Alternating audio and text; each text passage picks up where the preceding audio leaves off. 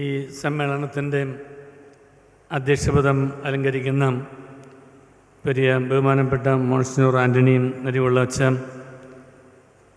പ്രിയപ്പെട്ട ബെന്നി നൽക്കര അച്ഛ, കുര്യാക്കോസ് മുണ്ടാടനച്ച, പ്രിയപ്പെട്ട ജോയ്സ് അച്ഛ, സിസ്റ്റർ ആലീസ് കൊളുത്തുപള്ളി അച്ഛ, ജെറാഡ്,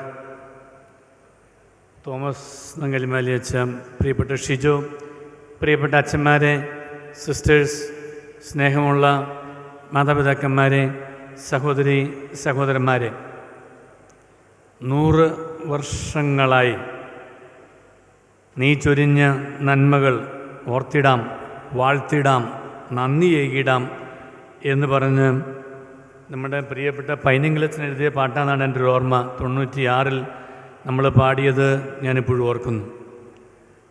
ഇന്ന് നമ്മുടെ അതിരൂപതയുടെ ശതാബ്ദി ആഘോഷമാണ്. സിറോ മലബാർ സഭയുടെ ഹൈറാർക്കി സ്ഥാപിക്കപ്പെട്ടതിൻ്റെ 100ാം വർഷമാണ്. ഈ അവസരത്തിൽ ദൈവം നമുക്കായി നൽകിയ വലിയ അനുഗ്രഹങ്ങളെ ഓർത്ത് നന്ദി പറയുന്നു. ഇവിടെ സ്വാഗതത്തിൽ മുണ്ടാണ്ടച്ചൻ പറഞ്ഞ മാതിരി ഇവിടെ ഉണ്ടാകേണ്ട പലരും ഉണ്ടാകുന്നില്ല, ഉണ്ടാകാത്ത ചിലരും ഉണ്ടല്ലോ എന്നൊക്കെ സൂചിപ്പിച്ചപ്പോൾ എൻ്റെ മനസ്സിൽ തോന്നിയത്, പ്രത്യേകിച്ച് ഈ നരിവിളച്ചൻ വലിയ കട്ടിയായ കാര്യങ്ങൾ പറഞ്ഞപ്പോൾ വെനറബിൾ ഫുൾട്ടൻ ജെ ഷിൻ പിതാവ് പറഞ്ഞൊരു കാര്യത്തെക്കുറിച്ചാണ്. മരണശേഷം നമ്മളൊക്കെ സ്വർഗത്തിൽ ചെല്ലുമ്പോൾ 3 അത്ഭുതങ്ങൾ കാണുമെന്നാണ് പറഞ്ഞേക്കുന്നത്.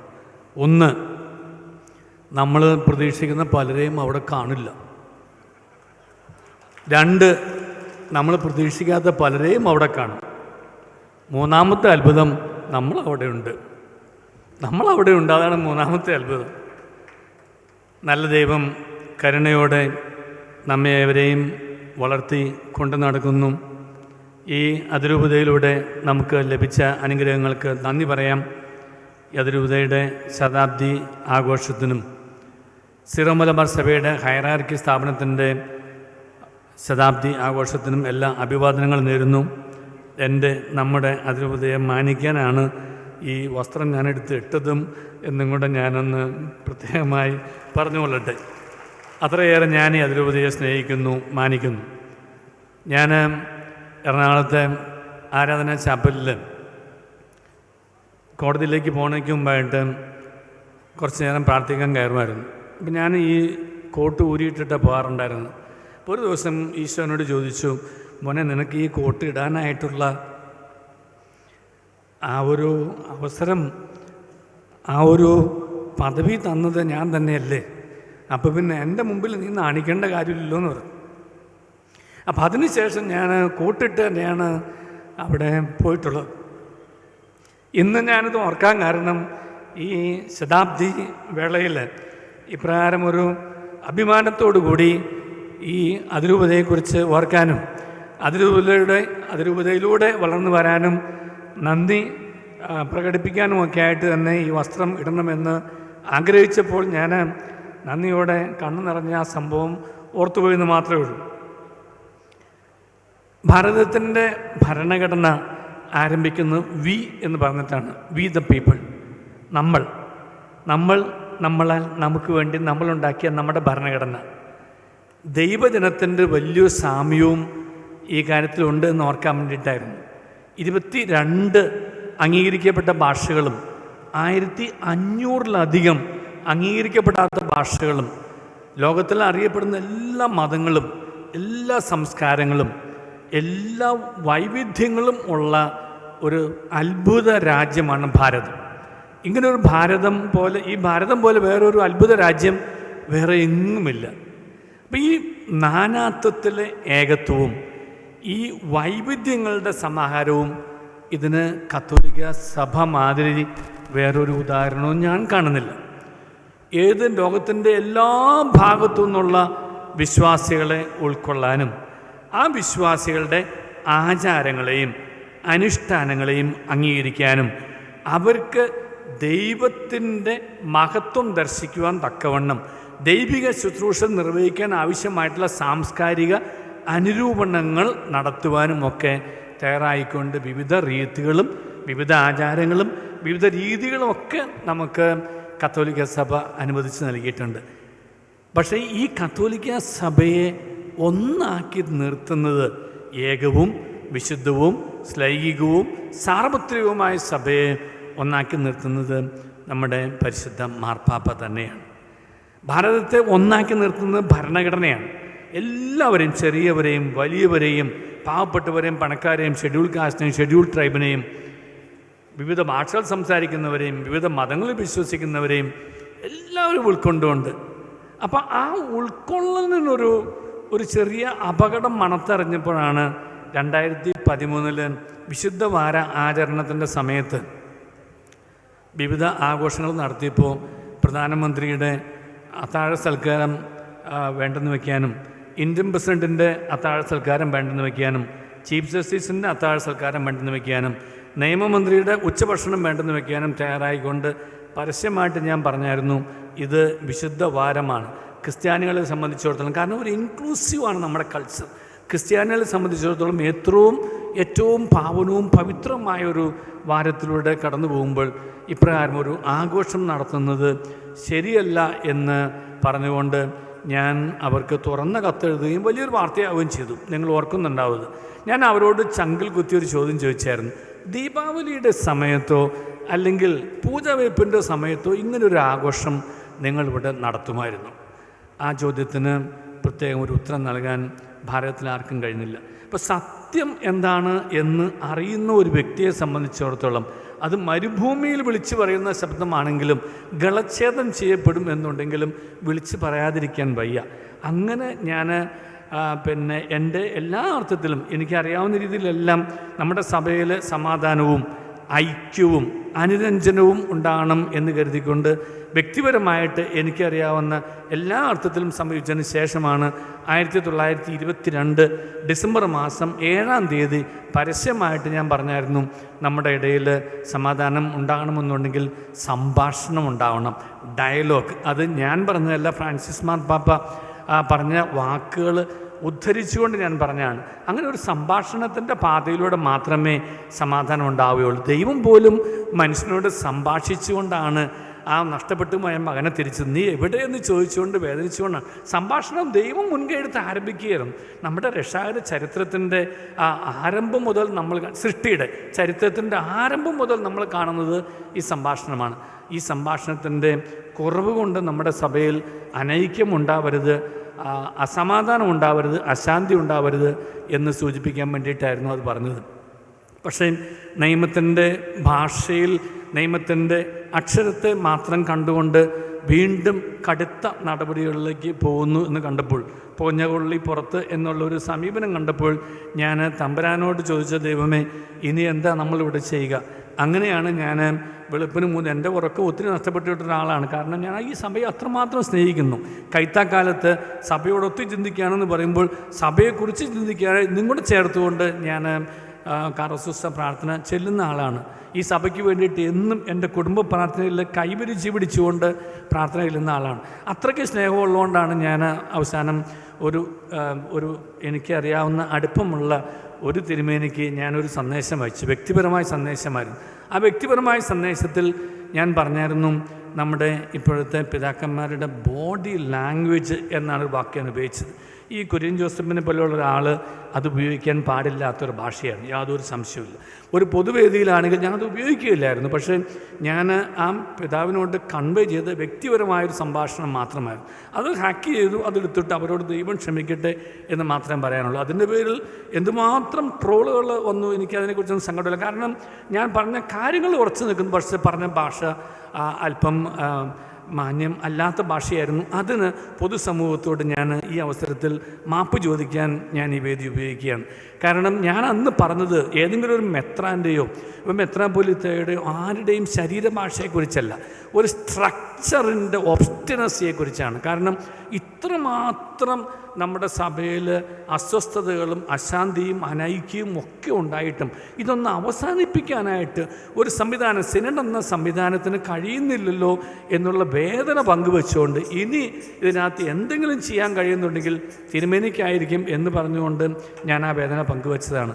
അതല്ലാതെ അതിനപ്പുറത്തേക്ക് ആരെയും ആരെയും വേദനിപ്പിക്കാനോ എൻ്റെ മനസ്സാക്ഷിക്ക് സത്യമെന്ന് തോന്നുന്നതും യുക്തമെന്ന് തോന്നുന്നതും എക്കാലം ഞാൻ പ്രവർത്തിക്കുന്നു. കാരണം എൻ്റെ മനസ്സാക്ഷി ഒരു ക്രൈസ്തവ മനസ്സാക്ഷി എന്നുള്ള നിലയ്ക്ക് നമ്മളെല്ലാവരുടെയും മനസ്സാക്ഷി, കാരണം ക്രിസ്തുവിൽ കേന്ദ്രീകൃതമാണ്. ക്രിസ്തു കേന്ദ്രീകൃതമായൊരു മനസ്സാക്ഷിയാണ്. ഇപ്പം നമ്മൾ ക്രിസ്തുവിനെ പാർശ്വവൽക്കരിച്ചുകൊണ്ട് ബാക്കി നമുക്ക് വേറെ എവിടെയെങ്കിലും വേറെ എന്തെങ്കിലും കേന്ദ്രീകരിച്ചുകൊണ്ട് നമ്മൾ പോയിട്ട് കാര്യമില്ല. ക്രിസ്തുവിൽ കേന്ദ്രീകൃതമായിട്ട് മുന്നോട്ട് പോകാൻ നമുക്ക് കഴിയണം. ആ ക്രിസ്തുവിനെ കേന്ദ്രീകരിച്ച് മുന്നോട്ട് പോകുമ്പോൾ ക്രിസ്തുവിന് നിരക്കാത്ത എല്ലാത്തിൽ നിന്ന് നമ്മൾ മാറുകയും ചെയ്യണം. അങ്ങനെ ഈ 100 വത്സരങ്ങളിലൂടെ നമ്മുടെ അതിരൂപതയിൽ ഈ പ്രകാരം ഈശോയ്ക്ക് വേദന ഉണ്ടാക്കുന്ന എന്തെങ്കിലും നടന്നിട്ടുണ്ടെങ്കിൽ അതിനും ഞാൻ മാപ്പ് ചോദിക്കുന്നു. കാരണം ദൈവത്തിന് മുമ്പാകെ നമുക്ക് ഈ ശതാബ്ദി ആഘോഷവേളയിൽ ചെയ്യാനുള്ള ഏറ്റവും വലിയ ഓർക്കാനും വാഴ്ത്താനും നന്ദി പറയാനും ഒപ്പം തന്നെ തെറ്റുകൾ ഏറ്റുപറഞ്ഞ് തിരുത്താനും മുന്നോട്ട് പോകാനും ഉള്ളൊരവസരങ്ങൾ കൂടിയാണ് എന്ന് ഉത്തമ ബോധ്യമുള്ളതുകൊണ്ടാണ് എനിക്ക് ഇത് പറയാൻ എന്നിലെ പരിശുദ്ധാത്മാവ്, നമ്മളിലൊക്കെ പ്രവർത്തിക്കുന്ന പരിശുദ്ധാത്മാവ് തോന്നിപ്പിച്ചത്. ഞാൻ അധികം ദീർഘിപ്പിക്കാൻ ആഗ്രഹിക്കുന്നില്ല. നമ്മെ ഓരോരുത്തരെയും സംബന്ധിച്ചിടത്തോളം ഞാൻ എപ്പോഴും ആലോചിക്കും, മനുഷ്യരുടെ പ്രീതിക്ക് വേണ്ടിയാണെന്നുണ്ടെങ്കിൽ എനിക്ക് വേറെ പലതും ചെയ്യാൻ പറ്റില്ല. അങ്ങനെ മനുഷ്യരുടെ പ്രീതിയാണ് ഞാൻ തേടിയതെന്നുണ്ടെങ്കിൽ ഇന്ന് കാണുന്ന കുര്യൻ ജോസഫ് അല്ല വേറെ കുര്യൻ ജോസഫിനെ നിങ്ങൾക്ക് കാണാമായിരുന്നു. പക്ഷേ ഞാൻ ദൈവത്തിൻ്റെ പ്രീതി നോക്കിയിട്ടുള്ളൂ.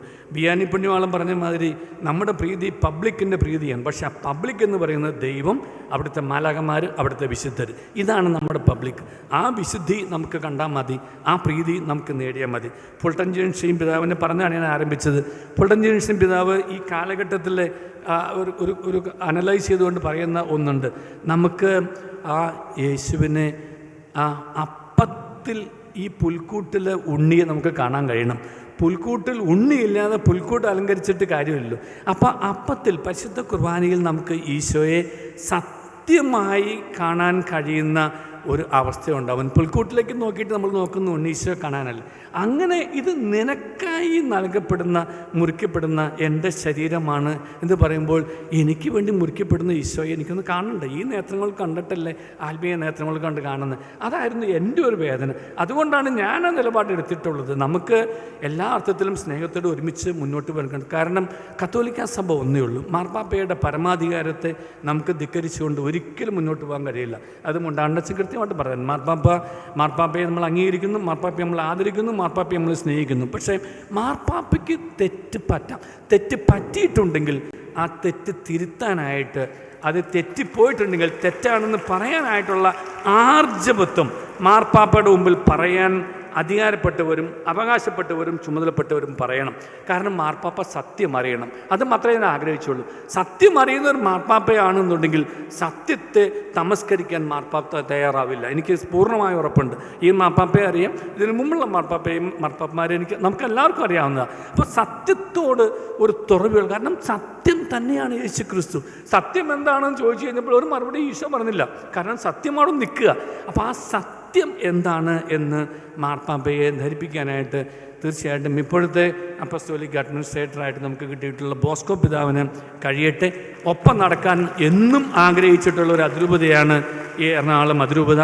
ഒപ്പം നടത്താനായിട്ട് പിതാക്കന്മാരും തയ്യാറാവണം. ഒപ്പം നടത്താനായിട്ട് സഭയും ഒപ്പം നടക്കാനായിട്ട് നമ്മളും തയ്യാറാകുമ്പോൾ ഏകവും പരിശുദ്ധവും ശ്ലായികവും സാർവത്രികവുമായ സഭയിലെ അംഗമായിരിക്കുന്നതിൽ നമുക്ക് അഭിമാനിക്കാം.